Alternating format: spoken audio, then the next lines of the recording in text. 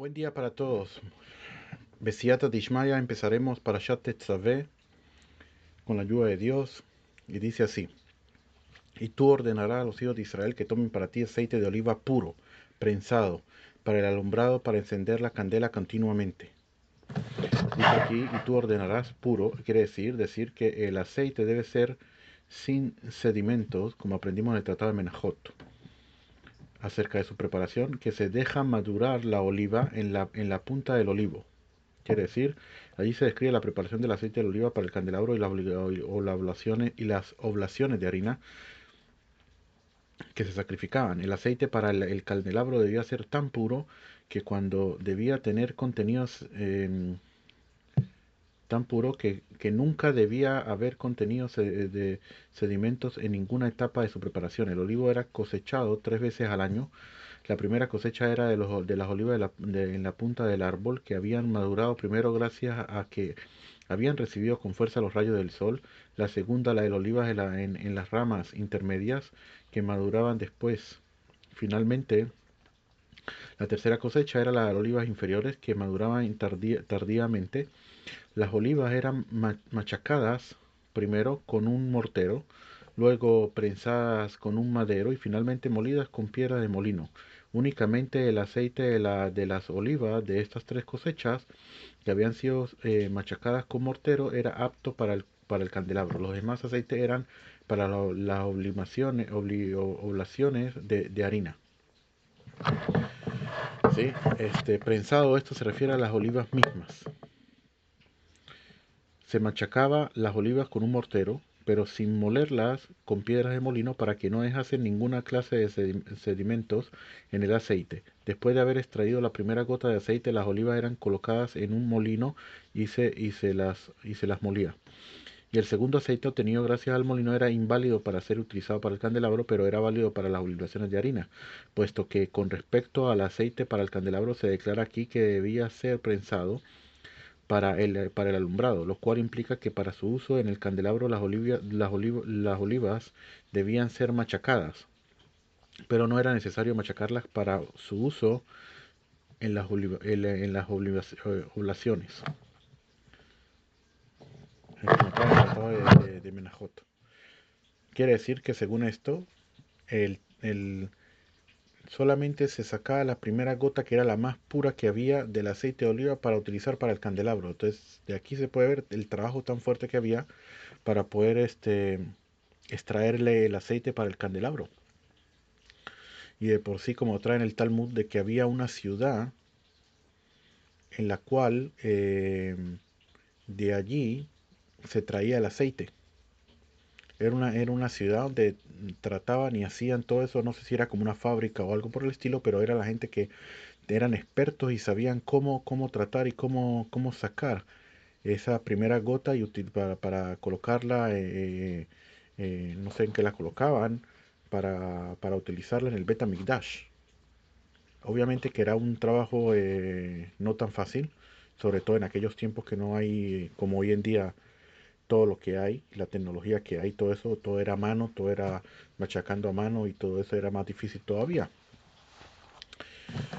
Pero aquí, Atate Tzavé, vamos a ver también hablar sobre lo que sucede en esta parashá también, por qué no está escrita el nombre de Moshe Rabenu. Entonces, como explican los sabios, de que no está en esta parashá, sino en la próxima parashá, pero nosotros dijimos que el orden de las parashot no están como deberían ser, porque la parashat Kitizá, que habla sobre el becerro de oro, debería haber sido el principio, porque después el becerro de oro es que Moshe Rabenu sube a pedir perdón para Israel los 40 días, y solamente después que Hashem le dice, le da el tzibui, la orden de construir el tabernáculo, porque el tabernáculo y todo lo que se hacía allí está relacionado con lo que tiene que ver con el pecado del becerro de oro. Cuando lleguemos allí explicaremos todo eso, pero entonces vamos a ver, porque en Parashat Kitizá, Moshe Rabenu, al pedirle, después de ver el becerro de oro que habían hecho y todo eso, le pide perdón a Hashem. Y Moshe Rabenu Moshe le pide a Hashem que si que si Akadosh Baruj Hu, el Eterno, no le perdona el pecado del becerro de oro a Israel, que lo borre que lo borre del libro, o sea, de la Torá, donde él está escrito. Explican los comentaristas más a fondo de que Moshe Rabbeinu, obviamente por estar en la Torá, él tiene muchos méritos, por haber entregado la Torá, por estar escrito la Torá. Entonces él quería decirle de que agarra mis méritos, no los quiero, con tal y no borres a Israel, con tal y no des castigo a Israel. Entonces, a Moshe Rabbeinu al hablar así ante, ante Hashem, eso da una gran zanegoria a Israel, ¿sí?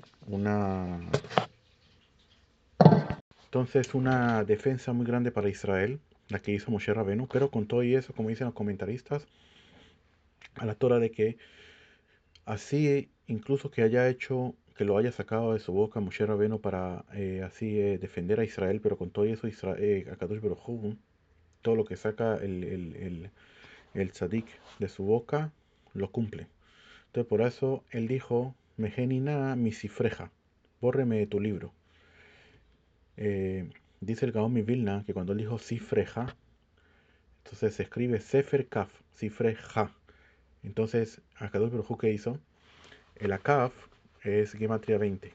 Agarró, contando las parashiot, desde un principio, desde Bereshit hasta Tetzaveh. Tetzaveh es la parashá número 20. Viene siendo la parashá número 20. Y al ser parashá número 20, de aquí, Akadosh Baruj Hu, en esta parashá, cumplió lo que Moshe Rabbeinu había dicho, que lo borrara del libro. Entonces lo borró. ¿De dónde lo borró? Lo borró de la parashá Tetzaveh solamente, que no sale el nombre de él, ¿qué?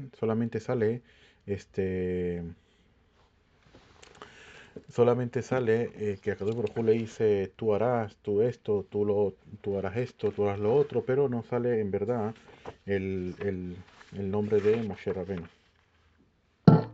De aquí se da cuenta, la persona tiene que tomar en cuenta lo, lo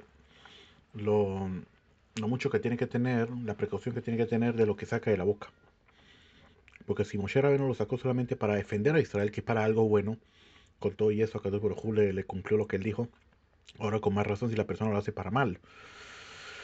Por eso traen el Tratado de Brajó en la página 19, donde Abaye dice allí de que la persona no le tiene que abrir la boca al Satán. Prohibió que la persona se diga cosas malas sobre él mismo, o sobre sus hijos, o sobre otras personas. No dar ejemplos de cosas malas sobre alguien, porque eso puede contraer de que las palabras que él está sacando de su boca se cumplan. Eso se llama no abrirle la boca al Satán. Es prácticamente como que él pasa a ser el acusador y él está justificando las palabras del Satán, y el Satán es solamente un solo, un solo testigo, y él se agrega al Satán, son dos testigos. A través de dos testigos se cumple Yakun Dabar, se cumplen las cosas que se le pueden decretar a alguien, Hasbe Shalom. Por lo tanto, tan importante que eso es primero que todo. Ahora, este, vamos a ver lo que dicen también aquí los comentaristas, muy interesantes. Eh, Aquí dice, tomarán para ti aceite de oliva puro, katit, la maor, prensado. Prensado se dice katit en hebreo. Y fíjate que si yo coloco la palabra katit en dos, coloco la kaftaf, son gematria 420. Y la yud y la taf es 410. Eso es bidyuk lo que duró en pie el primer templo y el segundo templo. El primer templo duró 410 años y el segundo templo 420. Y ahí está, en la palabra katit. Está la gematria de los años que duró el Bet HaMikdash en pie. 420 y 410.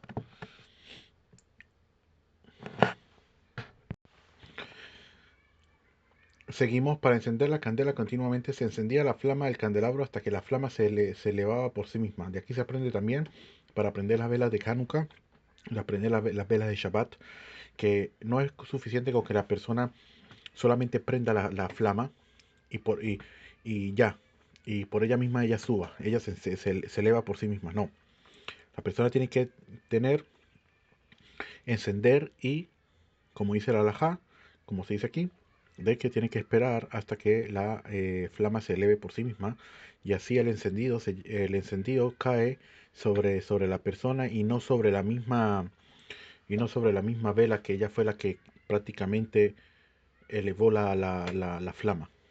Muy importante, se aprende aquí. Continuamente dice otro Rashi, en este caso el acto de encender las candelas cada noche es llamado continuamente, en el mismo sentido que se dice ofrenda de sesión continua, aun cuando solamente era ofrecida por una vez al día. Y asimismo, con respecto a la oblación de harina, Javitín de Kol Gadol, que se llama Tamid, continua, aun cuando solamente era ofrecida la mitad en la mañana y la otra mitad en la tarde.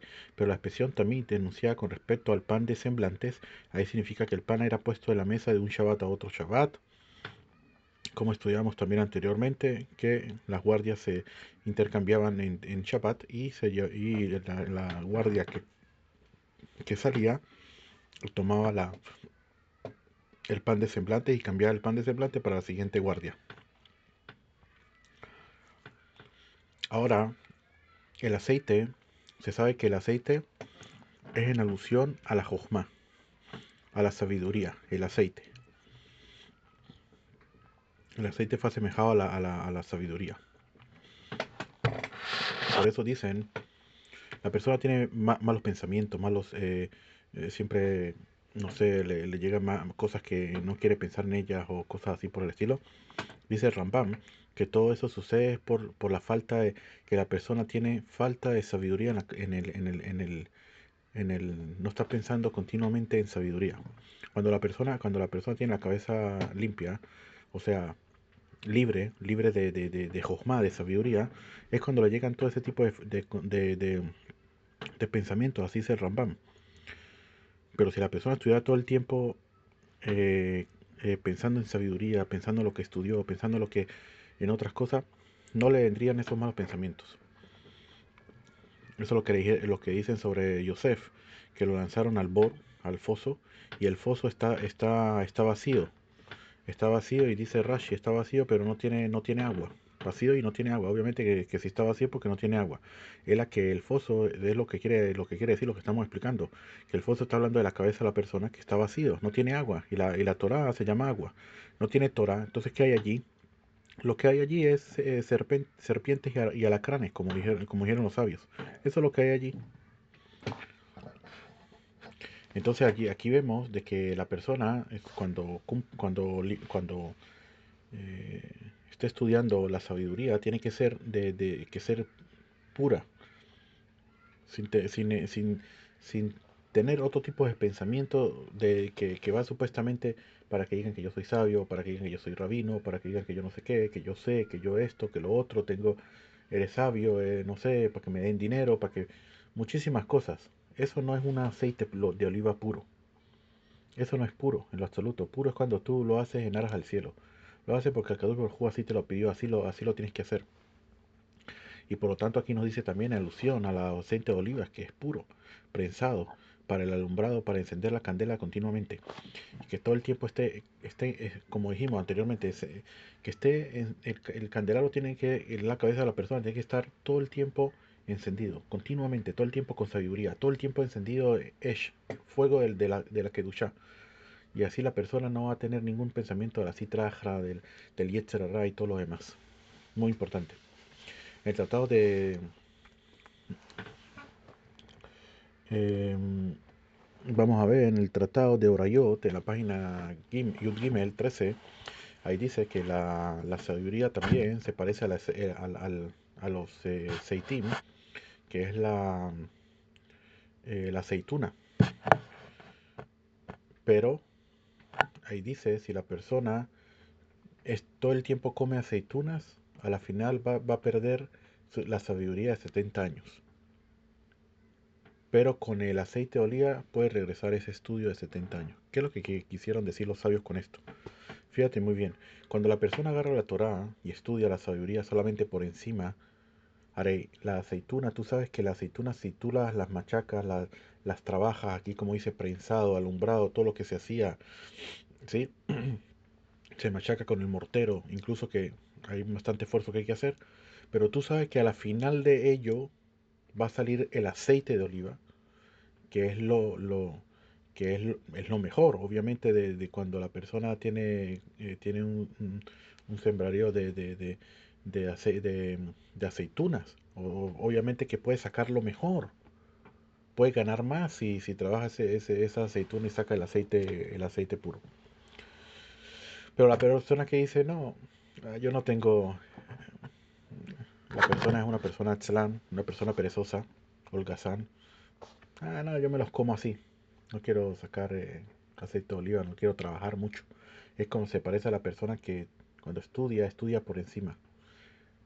No estudia no estudia para entender, para cumplir, para que la sabiduría se le quede en la cabeza, para que sepa, para que él mismo pueda saber y entender un Rashi sobre otro, y por qué dijo esto y por qué dijo lo otro. Estudiar a profundidad. Entonces la persona cuando no estudia a profundidad se parece al aceite de oliva, igualito. Cuando no estudia a profundidad y solamente estudia por encima, es como cuando la persona come los olivos, las aceitunas. Pero cuando la persona, el aceite de oliva se parece a la persona que estudia a profundidad, que es como machacar el mortero y poder sacar lo mejor de la aceituna. Esa Torah no se pierde, pero la Torah que la persona estudia por encima, por así, se puede perder fácilmente. Eso es lo que quisieron decir los sabios. Por lo tanto, la persona tiene que tener mucho cuidado con la sabiduría que le,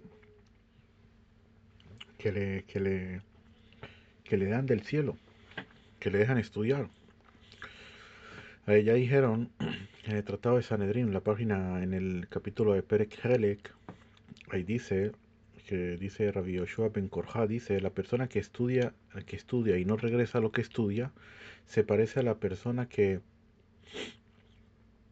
se parece a la persona que siembra y no cosecha. Él siembra y lo deja ahí. Él no viene después a cosechar lo que sembró. Y la persona que estudia y se le olvida, dice allí Rabbi Yoshua Ben Korja, ese se parece a una mujer que da a luz a un hijo y lo entierra. Hasta tanto. Fíjate lo que es. Y los sabios hablaron mucho sobre eso. Si es una persona que tiene sabiduría, pero no solamente idiot, solamente sabe y no más nada que eso, lo compararon a un burro que lleva libros. Es como agarrar los libros de sabiduría y todo eso y colocárselo al burro encima, igualito a esa persona. Esa persona tiene sabiduría y la lleva para arriba y para abajo como un burro que lleva los libros. Y si es un Talmid Jajam, una persona también sabia, pero no tiene buenas cualidades, incluso dice un animal muerto que se llama Nevelá, que está ahí en el shuk, en el mercado, vale más que esa persona que tiene esa sabiduría. Hasta tanto, hasta tanto. Por lo tanto, cuanto a la persona, eso no es como la filosofía que la persona les gusta y todo lo demás, porque les gusta porque para estudiar filosofía no se necesita cambiar, no se necesita ser una persona diferente. Yo me puedo comportar como yo me comporto todo el tiempo y ser una persona que supuestamente yo tengo una sabiduría acá, una sabiduría allá. Y así se comportaban ellos, Sócrates, Platón y todos ellos. Hablaban cosas muy guay, elevadas, el alma, esto, lo otro, cualidades de la persona, no se tiene que La persona no se tiene que comportar así, como es un ser humano, esto, lo otro. Y de repente cuando salían del estudio y todo lo demás lo veían comportándose como peor que una persona normal del mercado. Y le preguntaban, ¿no? No entiendo. Ajá, en la clase dijiste esto y ahorita te comportas así. La clase es la clase. Ahorita ya no estoy en la clase. Yo me puedo comportar como quiera.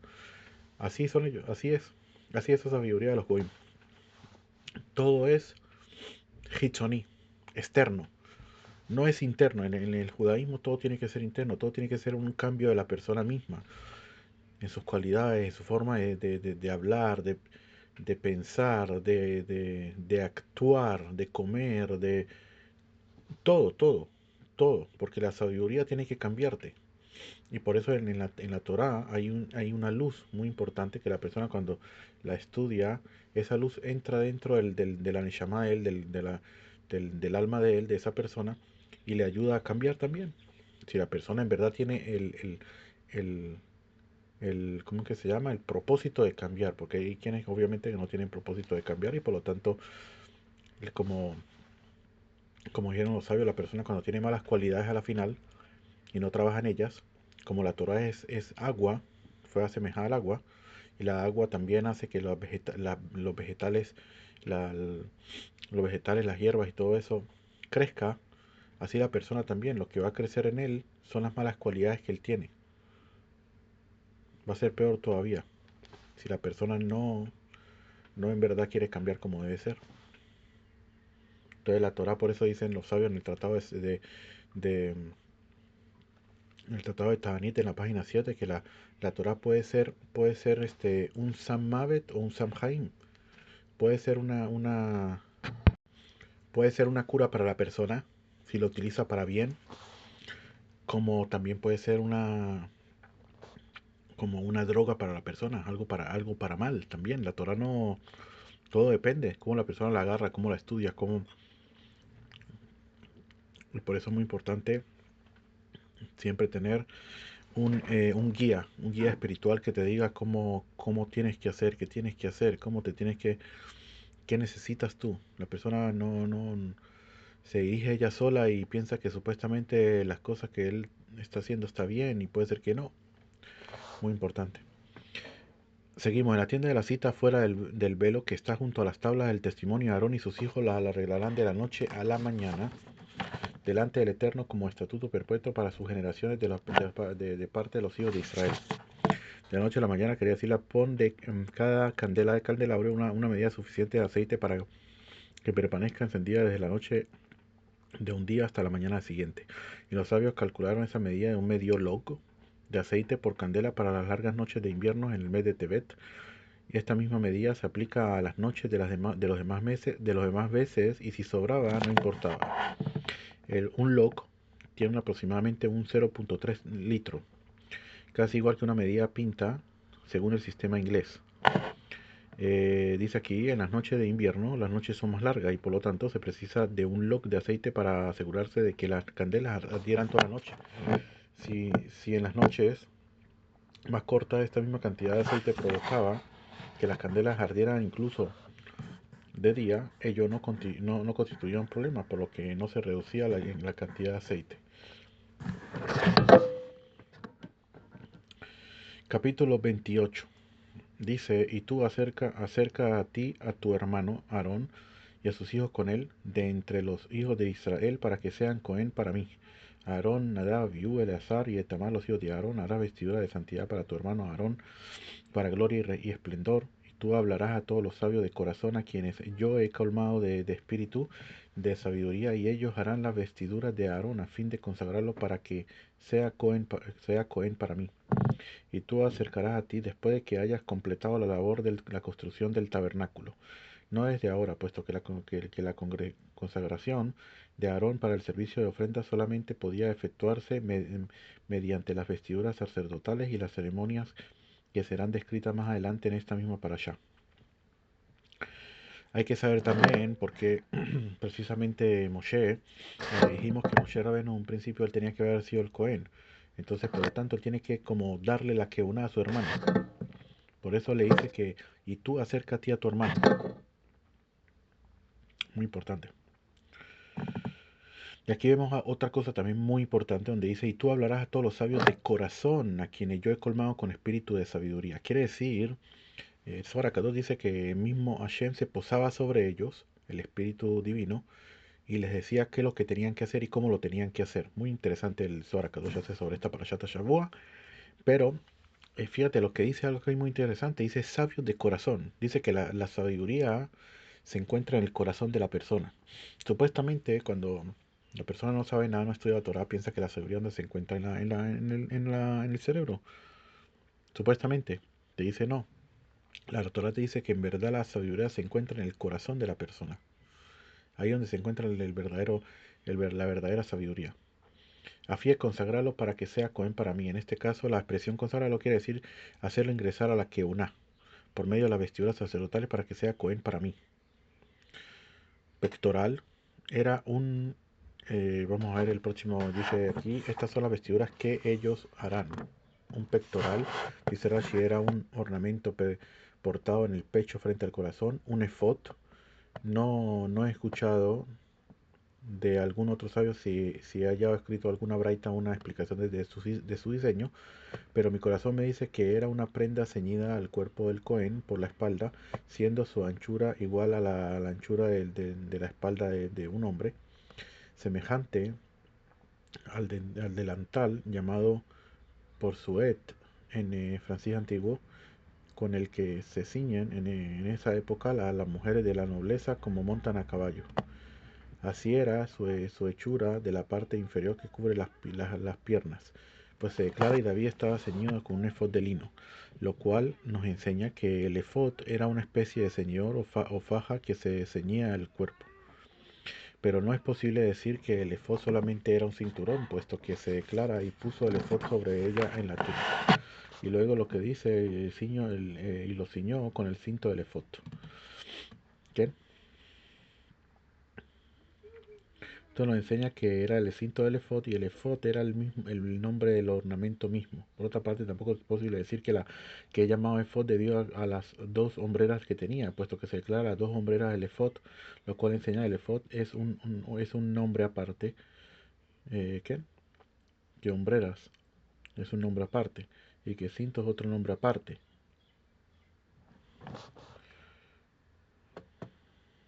Muy interesante dice aquí. Vamos a hablar sobre algo que dice aquí dice también, y mi corazón también me dice que hay una prueba de que el efod era una especie de prenda de vestir, ya que el Targum de Jonathan y Rusiel dice, y David está ceñido con un efod de lino, dice por su parte, dice que del cardut de lino. E igualmente tradujo las palabras por túnicas, mencionada a propósito del incidente de Tamar de la hermana de Absalom, por la palabra cardutín, que es en plural, pues así se vestían las hijas vírgenes del rey con túnicas. Muy interesante aquí, explican sobre lo que dice Rashi, que dice que en esa época las mujeres de la nobleza, cuando montaban a caballo, que con el que se ciñe en esa época ¿cómo sabía Rashi? Explican que Rashi, él no sabía cuál era exactamente, como él dice al principio. No he escuchado de algún otro sabio, ni he escuchado alguna braita sobre la explicación del diseño del efod. Y por lo tanto dicen que Rashi, como dice él después de que, pero mi corazón me dice que una prenda ceñida al cuerpo del Cohen y todo lo demás, dice que Rashi iba caminando por la calle y obviamente un sabio no está mirando quién viene, quién no viene, él cuida los ojos y está mirando hacia abajo, no miraba ni nada por el estilo. Y él dice que cómo fue que de repente dice que iban en la calle y de repente como un caballo hizo un sonido muy fuerte o algo por el estilo. Y entonces él subió la mirada para ver qué sucedía y en ese momento él vio eso lo que él explica aquí. Lo que él explica del delantal, ese delantal que dice allí que dice el delantal antiguo con el que ciñen en esta época las mujeres de la nobleza cuando montan a caballo. Eso es lo que dijimos en el caballo. Cuando él vio eso, y él estaba pensando sobre el efod, cómo sería, del cielo le mostraron cómo era el efod. Cuando él lo vio dijo, si quiere decir de que si del cielo hicieron que yo levantara mi mirada para mirar, eso es para decirme de que así era el efod. Y por eso él trae eso, así explicando. Muy interesante esa explicación de Rashi. Entonces dice que estas son las vestiduras que de ellos hará un pectoral, un efod, un manto, una túnica de encajes, una cofia y una faja. El manto, esta vestimenta era como una especie de camisa larga, camisón largo, igual que la túnica, solo que la túnica estaba pegada a la carne, mientras que el manto era el nombre que recibía la prenda superior. Según la opinión de todos los comentaristas, el meil no tenía mangas. Según la opinión de Ramban, la abertura para el cuello era redonda, doblada hacia adentro y teñida. En encajes, la túnica estaba hecha con encajes para decoración. Los encajes eran semejantes a las indentaciones hechas en los adornos de oro, las cuales sirven de asientos para incrustar en ellas las piedras preciosas y las perlas, como se declara respecto a las piedras del efod rodeadas por engaste de oro. Cofia, esta prenda era semejante a un sombrero en forma de copa, llamado coife en francés antiguo. Se refiere a una especie de sombrero que en otro lugar de la escritura lo llama mikvaot, por sombreros, gorros. La faja, esta prenda era el ceñidor que estaba sobre la túnica, mientras que el efod estaba ceñido sobre el manto, como vemos en el versículo que describe el orden que se vistió con estas prendas el Cohen Gadol, pues puso sobre él la túnica y lo ciñó con la faja, lo vistió con el manto y sobre él puso el efod. Seguimos, dice aquí, harán vestiduras consagradas para tu hermano Aarón y para sus hijos para que oficien ante mí. Ellos tomarán el oro, la lana turquesa, la lana púrpura, la lana carmesí y el lino. Vestiduras consagradas, quería decirle, a partir de la contribución de materiales que ha sido consagrado a mi nombre, deben hacer estas vestiduras. Ellos tomarán, es decir, aquellos que son sabios de corazón, los cuales harán las vestiduras, recibirán de los donadores el oro y la lana turquesa para de ellas hacer la vestidura. Harán el efod. Todo aquí ya viene una parte ya cuando empieza a explicar cómo va a ser el diseño del efod. Por lo tanto, vamos a dejarle el estudio hasta aquí para seguir en eh, el próximo audio con referente a todas las vestiduras que le hacían al Cohen Gadol. Que tengamos buen día, Besatación.